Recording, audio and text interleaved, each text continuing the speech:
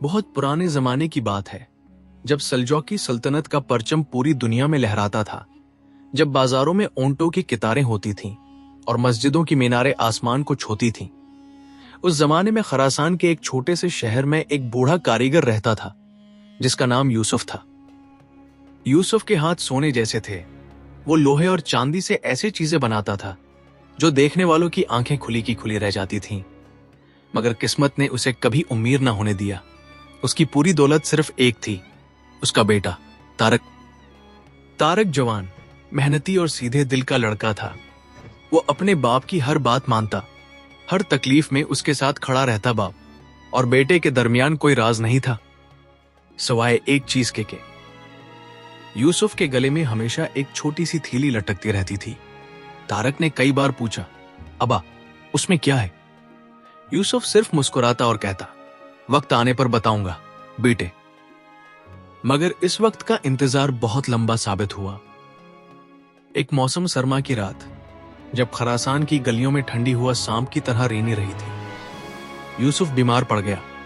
बीमारी ऐसी थी कि हकीम ने सर हिला दिया। तारक अपने बाप के सरहाने बैठा रवाया, मगर यूसुफ की आंखों में आंसू नहीं थे। इन आंखों में कुछ और था, एक भारी बोझ, एक अधूरी बात। यूसुफ ने कांपते हाथों से अपनी गर्दन से वो थैली उतारी। इसमें से एक छोटी सी चांदी की कंजी निकली, नक्शो निगार से भरी, चमकती हुई, मगर सादा। यूसुफ ने तारक का हाथ थामा और बहुत आहिस्ता कहा, बेटे, ये कंजी संभाल कर रखना, किसी को मत देना, किसी को मत दिखाना। जब जिंदगी में सब दरवाजे बंद हो जाएं, जब कोई रास्ता नजर ना आए, तब उस कंजी को निकालना। उस वक्त ये तुम्हारे काम आएगी। तारक ने रोते हुए पूछा, अबा ये किस चीज की कंजी है? यूसुफ ने बस इतना कहा, सच की। और अगली सुबह यूसुफ इस दुनिया में नहीं रहा। तारक ने अपने बाप को दफनाया, 7 दिन रोता रहा और फिर उठा। जिंदगी को चलना था। इसने बाप की दुकान संभाली, मेहनत की और चंद सालों में शहर का एक माजिज कारीगर बन गया। वो चांदी की कंजी उसने हमेशा अपने सीने के करीब रखी, वैसे ही जैसे बाप रखता था। कभी कभी रात को वो इसे निकाल कर देखता और बाप की आवाज उसके कानों में गूंजती, सच की कंजी है बेटे। मगर इस कंजी का राज अभी खुलना बाकी था। इन दिनों खरासान के शहर में एक नया हाकिम आया था।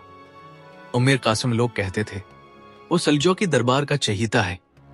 बहुत चालाक, बहुत खतरनाक। उमर कासिम ने शहर में आते ही बाजार पर नए महसूल लगा दिए, कारीगरों से जबरदस्ती काम करवाना शुरू कर दिया और जो भी आवाज उठाता उसे झूठे इल्जाम में कैद कर लेता। तारक ने देखा, सुना, मगर खामोश रहा। इसे घर चलाना था, रोजी कमानी थी। एक दिन उम्मीर कासिम का खादिम तारक की दुकान पर आया और कहा, उम्मीर साहब चाहते हैं कि तुम अगले हफ्ते शाही महल के लिए चांदी के बर्तन बनाओ, मगर मुआवजा नहीं मिलेगा। यह सल्तनत की खिदमत है। तारक ने नरमी से इनकार किया। उसने कहा, मैं खिदमत को तैयार हूं, मगर मेरे बच्चों को भी खाना चाहिए। अगले दिन सुबह सवेरे उम्मीर कासिम के सिपाही तारक की दुकान पर आए और उसे जंजीरों में जकड़ कर ले गए। इल्जाम यह था कि तारक ने शाही खजाने से चांदी चुराई है। तारक हैरान था, परेशान था, मगर सबसे ज्यादा खौफजदा था। उसे एक तंगोतारे कैद खाने में डाल दिया गया। दीवारें सेलन से भरी थीं, छत से पानी टपकता था, हुआ तक सही से नहीं आती थी। इसने हर तरफ से मदद मांगी। पड़ोसियों ने मुन्ना फेर लिया, क्योंकि उमर कासिम से सब डरते थे। बाजार के साथियों ने कहा, हम कुछ नहीं कर सकते। काजी ने मुकदमा सुनने से इनकार कर दिया, क्योंकि उमर कासिम का हुक्म था कि उसे जल्द सजा दी जाए। 3 दिन गुजरे, 3 रातें गुजरे। तारक को लगा जैसे कब्र में जिंदा दफन हो गया हो। चौथी रात, जब अंधेरा सबसे गहरा था और उम्मीद की आखिरी लकीर भी मुड़ती नजर आ रही थी, तारक का हाथ अपने सीने पर गया। इसने चांदी की कंजी निकाली। बाप की आवाज एक बार फिर गूंजी, जब सब दरवाजे बंद हो जाएं, तब उस कंजी को निकालना। तारक ने कंजी को गौर से देखा। इस बार पहली बार इसने उसे चांद की रोशनी में देखा, जो कैद खाने की छोटी सी जाली से आ रही थी। और तब उसे नजर आया, कंजी के दस्ते पर बहुत बारीक नक्श में कुछ लिखा हुआ था। एक नाम, वो नाम था इब्राहिम बन न्यामान, कातिबी अदल, मस्जिद कबीर के पास है। तारक का दिल धड़का। ये नाम उसने पहले कभी नहीं सुना था, मगर कुछ था उस नाम में, कोई उम्मीद, कोई सहारा। अगली सुबह जब पहरेदार खाना लेकर आया तो तारक ने उससे इल्तिजा की, भाई मुझे एक काम करना है, बस एक पैगाम पहुंचाना है।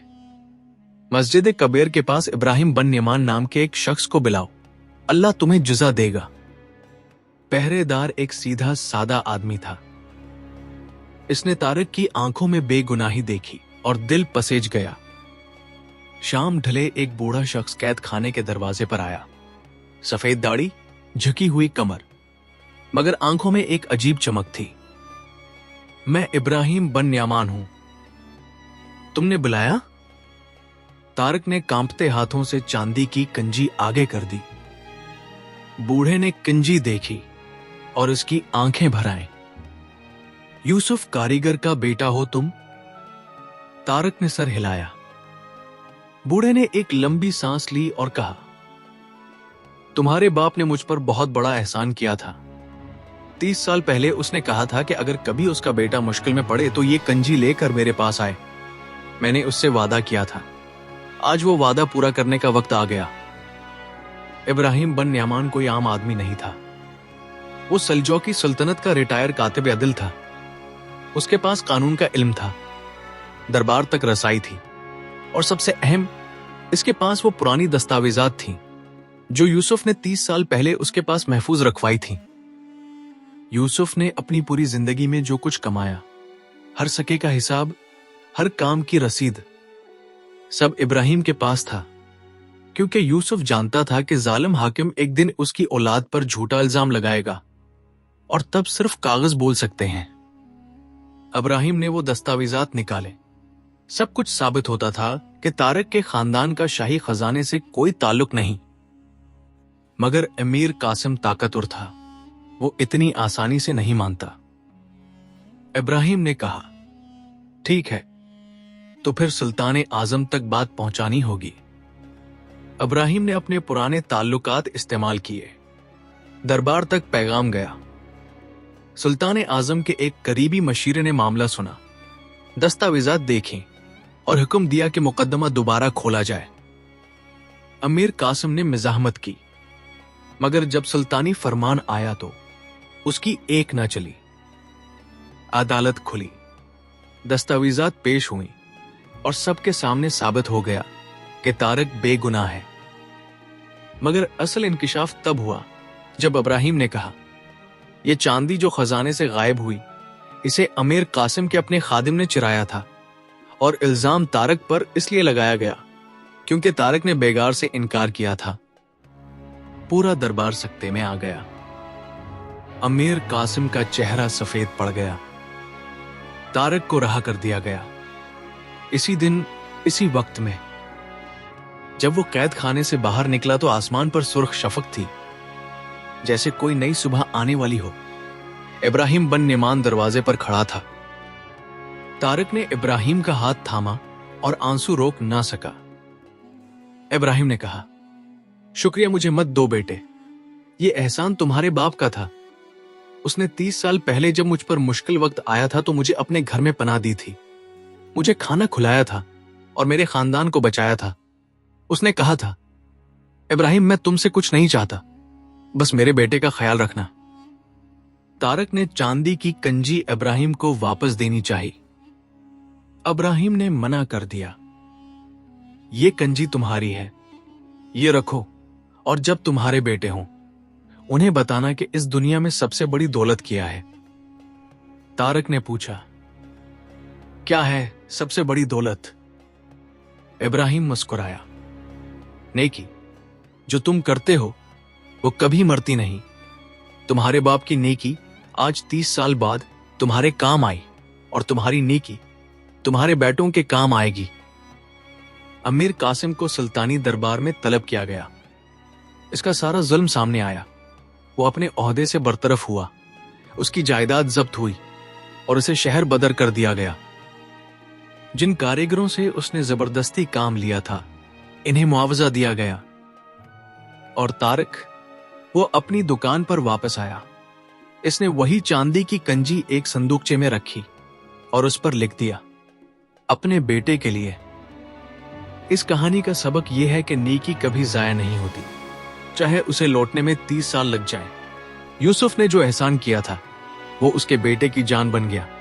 जुल्म चाहे कितना ही ताकतवर हो, सच के सामने एक दिन जरूर झुकता है। और जो शख्स मुश्किल में किसी का साथ देता है, अल्लाह उसके लिए ऐसे दरवाजे खोलता है जो कोई बंद नहीं कर सकता। दोस्तों, अगर इस कहानी ने आपके दिल को छुआ तो हमारे चैनल को अभी सब्सक्राइब करें। हर हफ्ता ऐसी नई कहानी लेकर आते हैं जो दिल को सोचने पर मजबूर कर दे। घंटी दबाना मत भूलें।